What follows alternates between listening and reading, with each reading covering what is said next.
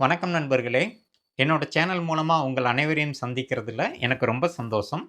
இதுக்கு முன்னாடி உள்ள வீடியோக்கள்ல நம்ம மனசுங்கிற கருவியில இருக்கக்கூடிய இட்டு, ஈகோ, சூப்பர் ஈகோ அப்படிங்கிற 3 பார்ட்ஸ்ல இட்டு பத்தி நம்ம தெரிஞ்சுக்கிட்டோம். 2வது பார்ட்டான ஈகோ அப்படின்னு வரும்போது, கிழக்கத்திய உளவியல் ஈகோவ என்ன அர்த்தத்தில சொல்லுது அப்படின்னும் தெரிஞ்சுக்கிட்டோம். மேற்கத்திய உளவியல்ல ஈகோக்கு என்ன அர்த்தம் அப்படின்னு நம்ம தெரிஞ்சுக்கிட்டோம். இந்த வீடியோல அந்த மனசுங்கிற கருவியில இருக்கக்கூடிய 2வது பார்ட் ஈகோ எப்படி வேலை செய்யுது அப்படிங்கிறத நம்ம தெளிவா எடுத்துக்காட்டுகளோட தெரிஞ்சுக்கலாங்க. இந்த ஈகோ ரியாலிட்டி பிரின்சிபிள்ல வேலை செய்யுதுங்க.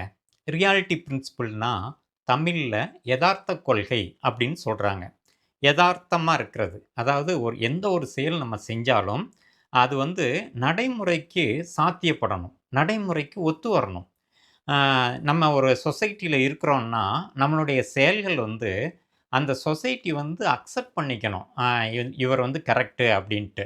இதுதான் நடைமுறைக்கு சாத்தியமான, நடைமுறைக்கு பொருத்தமான, சோசியலி அக்செப்டபிள் செயல்கள் செய்றோம் இல்லையா? அதுதான் எதார்த்த கொள்கை அல்லது ரியாலிட்டி பிரின்சிபிள் அப்படின்னு சொல்றாங்க. தேவையும், ஆசையும் இந்த மனதினுடைய முதல் பார்ட் கிளப்பி விடும்போது, நம்மளுடைய சமநிலை சலனப்படுது. சமநிலை தவறுது. சமநிலைன்னா எதுக்கும் எதுக்கும் உள்ள சமநிலை அப்படின்னு பார்த்தோம்னா, நம்ம உள் உலகமான மனசு நம்ம உள்ளுக்கு தானே இருக்கு. உள்ளுக்க தானே அந்த பார்ட் கிளப்பி விடுது. தேவைகளையும், ஆசைகளையும். ஆனா, அத நிறைவேத்துற பொருள் எங்க இருக்குன்னா, நமக்கு வெளியில இருக்கு. வெளி உலகத்துல இருக்கு. ஆ இப்போ நமக்கு பசிக்குதுன்னா, உணவு வெளியில இருக்கு. எனக்கு பயங்கர தாகம். தண்ணி குடிக்கணும்னா, தண்ணி வெளியில டம்ளர்ல இருக்கு. அப்போ உள்ளுக்க தூண்டுது, வெளியில பொருள் இருக்கு. ஸோ, நமக்கு உள்ளுக்க தூண்ட விடும்போது மனச தட்டி விட்டுருது. அப்போ சமநிலை தவறுது. மறுபடியும் சமநிலைக்கு கொண்டு வரணும்னா, நிறைவேத்தணும் அத. அப்போ நம்ம அந்த பொருள உணவு பசி பயங்கர பசியா இருக்குன்னா, உணவு எடுத்து சாப்பிடணும். நிறைவாயிரும். சாட்டிஸ்ஃபேக்ஷன் வந்துரும். அது மாரி தண்ணி தாகம் எடுக்குது அப்படின்னா, எடுத்து தண்ணிய குடிச்சிரணும். ஓகேங்களா? அப்போ இந்த சமநிலை தவறுது பாருங்க. அதுதான் அப்போ அந்த இடத்துல தான் இந்த மனதினுடைய 2வது பார்ட் விளையாடுது. அதுதான் ஈகோ. அப்போ பார்ட் தூண்டி விட்டுருது, தட்டி விட்டுருது மனச. ஈகோ இப்போ வராரு. என்ன பண்றாருன்னா, அதத்தான் சொன்னேன்.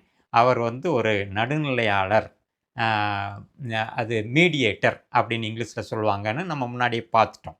அல்லது பேலன்சர் சமநிலைப்படுத்துபவர் அப்படின்னு முன்னாடியே நம்ம பார்த்துட்டோம். அந்த மனதினுடைய 2வது பார்ட்டான ஈகோ என்ன செய்யுது, மனச தட்டி விட்டுருதா, தேவையும், ஆசையும் கிளப்பி விட்டுருதா, அப்பந்தான் அந்த 2வது பார்ட் உள்ள வராரு. உள்ள வெளியில பார்க்குறாரு. ஏன்னா வெளி உலகம் சம்மந்தப்பட்டுருதே. உள்ளுக்கு கிளப்பி விட்டத வெளியில உள்ள பொருள் தானே நிறைவேத்தி வைக்கணும். அப்போ வெளியில பார்க்குறாரு. யார் பார்க்குறா?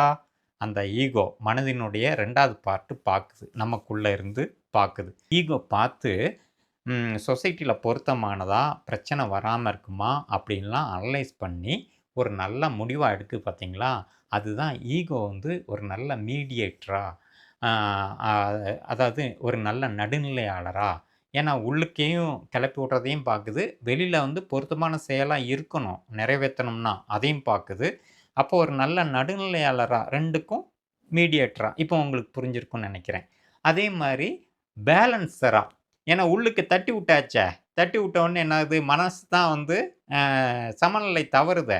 அப்ப தவறுன சமநிலைய மறுபடியும் சமநிலைப்படுத்தணும்னா, அதுக்கு தேவையான பொருள் வெளியில இருக்கு. அத கொண்டு குடுக்கணும். அப்போ அந்த ஈகோ நல்ல ஈகோவா அவர் நல்ல ஈகோ, அவர் நல்ல ஈகோ உள்ளவரு அப்படின்னு மேற்கத்திய உளவியல் சொல்லுதுன்னா என்ன அர்த்தம்னா, நல்லா சமாளிக்கக்கூடிய எந்த ஒரு விஷயத்தையும், எந்த சூழ்நிலையையும் சமாளிக்கக்கூடிய திறமையான ஆள் அப்படின்னு சொல்றாங்க பாருங்க. எந்த சங்கடங்கள் வந்தாலும் சரி, தில்லா நிப்பான். நல்லா சமாளிப்பான்.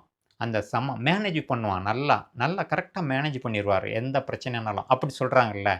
அதுதாங்க மேற்கத்திய உளவியல்ல உள்ள ஈகோங்கிற அதோடைய அர்த்தம். இதுதான் இந்த எதார்த்த கொள்கையின் அடிப்படையில ஈகோ எப்படி வேலை செய்யுதுன்னு இப்ப நான் சொல்லிட்டேங்க.